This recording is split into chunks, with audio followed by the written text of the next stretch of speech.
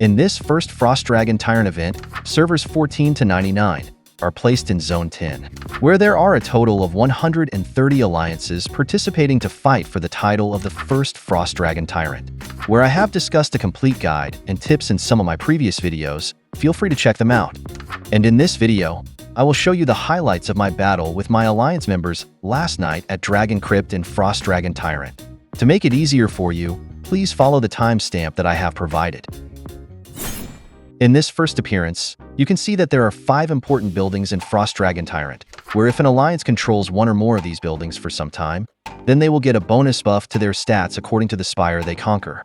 Where in this battle area there are 4 spires, which you can control, and the capital that you can dominate. We will discuss the first one, namely Life Spire. This building, imbued with magics of health and longevity, any alliance that successfully controls Life Spire will get a 20% health bonus for 30 minutes. And the second spire is Dragonbane Spire. This building, imbued with magics of Dragonic Might. Any alliance that successfully controls Dragonbane Spire will get a 20% lethality bonus for 30 minutes. And the third spire is Shield Spire. This building, imbued with protective magics, any alliance that successfully controls Shield Spire will get a 20% defense bonus for 30 minutes. And the fourth and final spire is Blade Spire. This building, imbued with magic of destruction and conquest, any alliance that successfully controls the Blade Spire will get a 20% attack bonus for 30 minutes.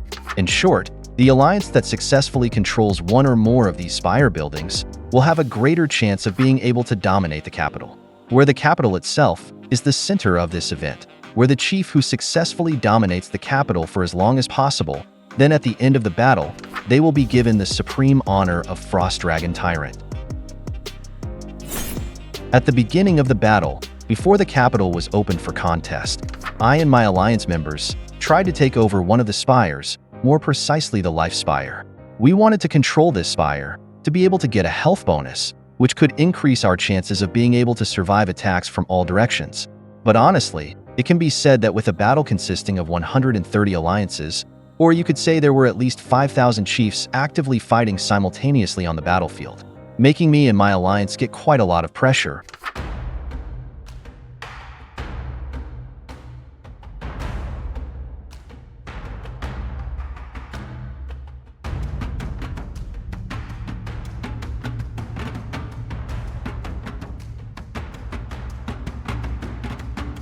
Where we alone could only defend the spire for no more than 10 seconds. And we also didn't try to attack the other spires, because many much stronger combatants were also competing to control the spires. So in the end, we only tried our best to hold control of the Life Spire, even though you could say we had to try very hard.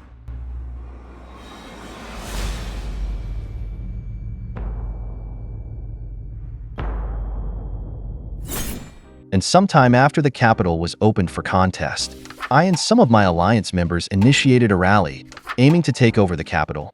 Honestly, even if we could take over the capital first, I am sure that we would not be able to hold it for long. Because in terms of strength, there are many players in this battlefield who are much stronger than us.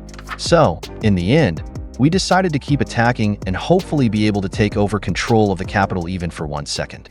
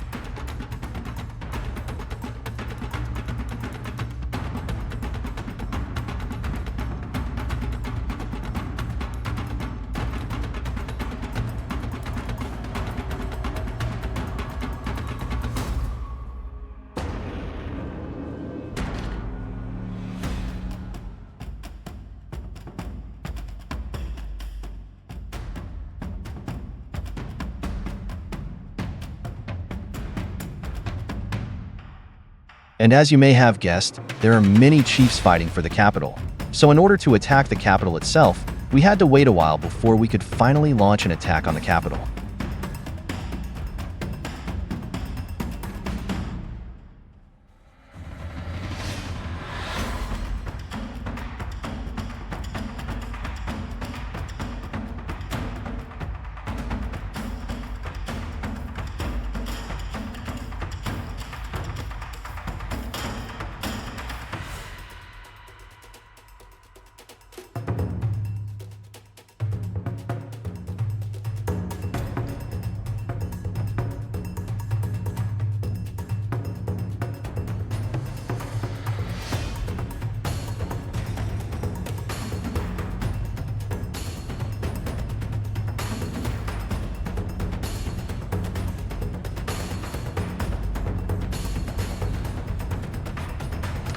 Until finally, the results showed that we did not have enough strength to be able to compete to take control of the capital.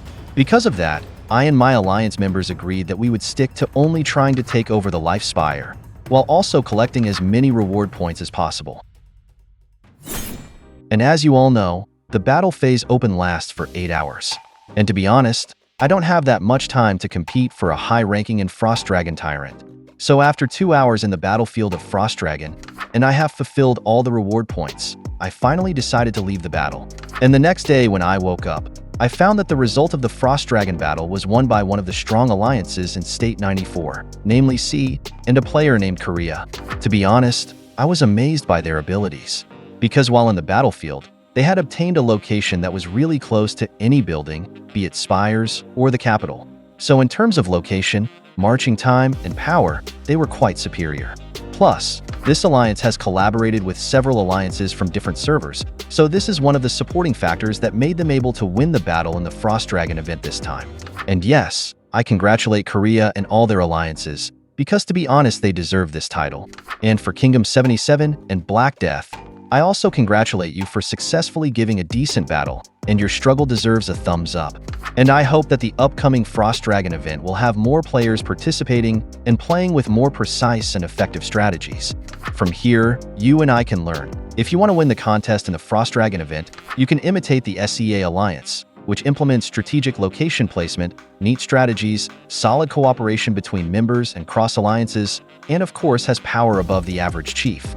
And I'm sure, if you learn from this first Tyrant victory, you can also have a better chance of becoming champions in the future Frostdragon Tyrant event. And if you've made it this far, don't forget to subscribe. And you can also share your experience when you first played in the Frostdragon Tyrant event in the comments section. And we'll meet again in the next Whiteout survival video.